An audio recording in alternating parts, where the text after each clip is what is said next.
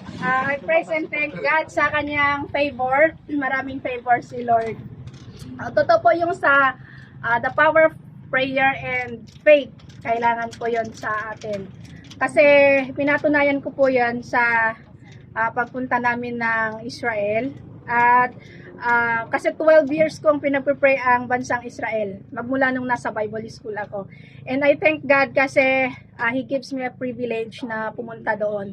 And grabe po yung experience. Kasi naririnig ko lang sa mga pumupunta ng Israel.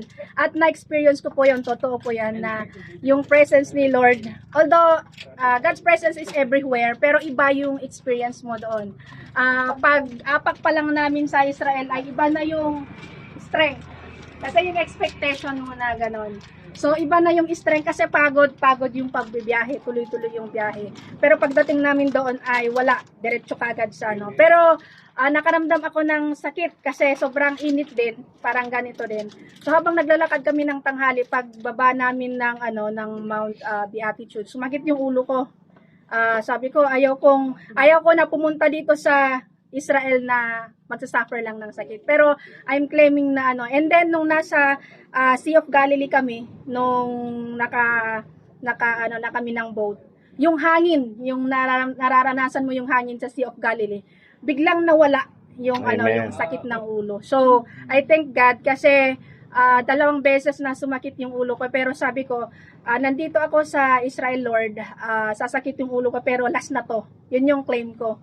So, dalawang beses na yan. And I thank God kasi nung pagbalik dito sa Pilipinas ay wala akong nararamdaman. Although, pagod galing sa pero wala akong nararanasan. And ang gaan ng pakiramdam ko. And I thank God kasi hindi ako binigo sa encounter ko sa Panginoon sa Israel, sa Jerusalem ay pagdating ko dito ay kakaiba. Kasi yung before second to the last night namin ng Israel, sabi ko sa Jerusalem, nasa Jerusalem kami that time na Panginoon, gusto kong makareceive ng personal na message sa'yo.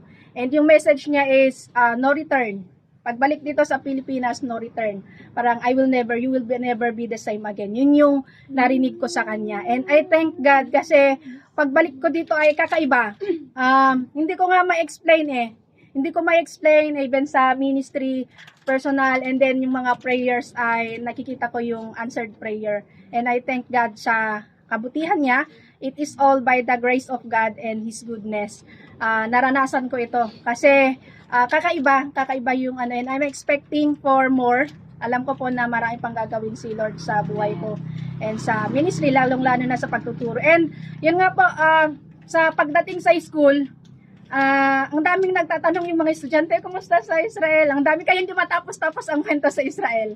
And nabibless sila. Alam nyo yung nakita ko nung sa first Monday namin, kapag nagkukwenta ako, yung mga bata nakikita ko, mga high school, umiiyak sila, yung pinipigilan nila yung iyak nila. Hindi ko ma-explain yon.